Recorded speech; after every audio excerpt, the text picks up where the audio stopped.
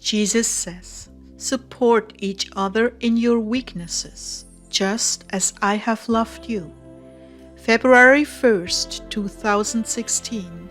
Words from Jesus through Sister Clare, spoken by Jackie.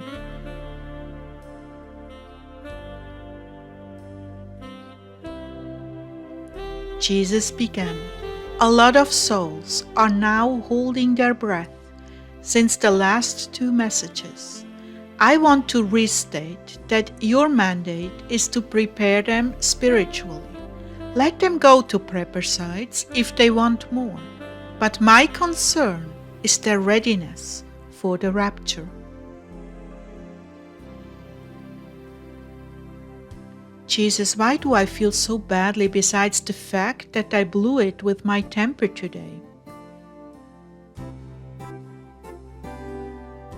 It's the season of the world, the season of disaster upon disaster. Watch as things unfold and pray for the victims. It is a good exercise to note, why are we bickering when hurting souls are crying out, such as the victims of that family that perished in a fire? You see, the more good you do, the more the enemy will try to stop you from doing it. He wants to make an end of you and your channel, but your charity and commitment to learning humility will keep him at bay. I will not give permissions as long as you follow my wishes. You can expect attitudes and misconceptions from the world because that's what is trained into people. But from those who have matured in me and deeply understand my ways, you will not get that. Rather, you will see them dancing around you to keep you held up so you can continue to do your job and they don't injure you. They also will make it safe for you to apologize while not lashing out or downgrading you. You have many such subscribers who understand what it's like to receive the blows of the world. They are seasoned with many injuries I have healed. They have learned the ways of my love because they spent so much time with me, seeking my heart and my mind and putting it to practice. In this regard, you are truly blessed. So when you encounter the harshness of the world, you have a whole company of intercessors who will lift you up to me so you can keep going. All of you are seriously damaged soldiers. The difference between those who deeply know me is that they have had tremendous measures of healing, and the bitterness and fear that mark those still wounded in battle isn't there anymore. They also know themselves very, very well.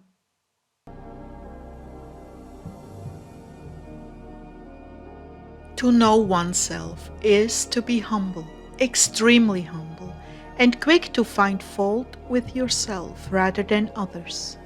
When I see my people making excuses for the shortcomings of others, I delight myself in their presence.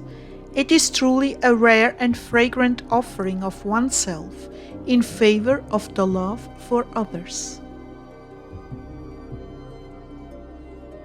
This life is a long journey, down a very long road for most, and so few are taught my ways as children. This becomes an acquired skill in time, rather than one trained from childhood. So when adulthood is reached, it is but the beginning of learning. That's why in your country you have so many immature adults and so much divorce.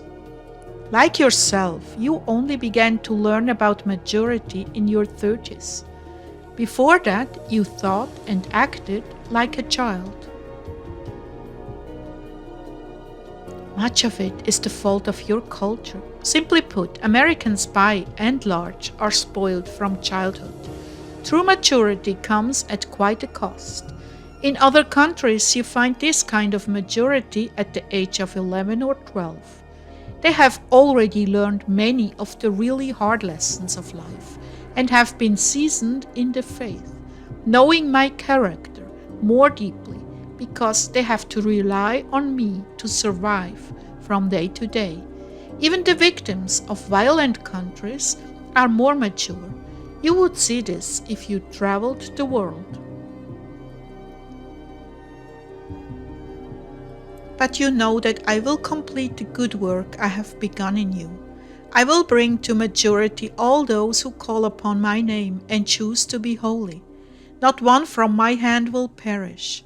All who come to me with a sincere heart, I cherish and raise up into maturity, meekness, and uncommon kindness. What is the price of words? So much good or so much evil can be done with words. With words you can bring peace and mend hearts. With words you can slice and dice a soul, till nothing is left. And few understand that you will be held accountable for every idle word. With your tongue you lift up and impart life. With your tongue you can also injure and destroy. My brides, my cherished ones, please always choose words of life. Always suppress your desire to answer tit for tat. Don't you know that today your brother may need your encouragement and tomorrow you may need his? What good does it do to accuse and demean others when you yourself may tomorrow need their support and through harsh words and attitudes they are no longer there for you? Do you not see the plan of Satan in such things? Do you not see that you are the victim being used to injure others, resulting in your own downfall? Yes, in this world people treat each other as expendable items. Not so in heaven. In heaven you are the most precious commodity, made in my very image, eternal and stunningly beautiful, to be honored and loved. But in this world you are but a doormat to the success of others. You are used and tossed aside after you've been thoroughly despoiled of the joyful life I imparted to you. What am I saying here? Love one another as I have loved you. Cherish and support one another. Never speak harsh words when it can be avoided. Always admonish and lift one another up, even and especially in conflict. Very often you are provoked by lies to judge others when they are at their lowest point and can't handle one more blow. How many times has that happened to you, Clare? Yes, Lord, I have experienced that, and I surely have seen how I have done it to others. I pray that you bring me to the fullness of the love you have in your heart, Lord, as much as is possible in a weak and frail mortal. Forgive me, Lord, for my childish attitudes.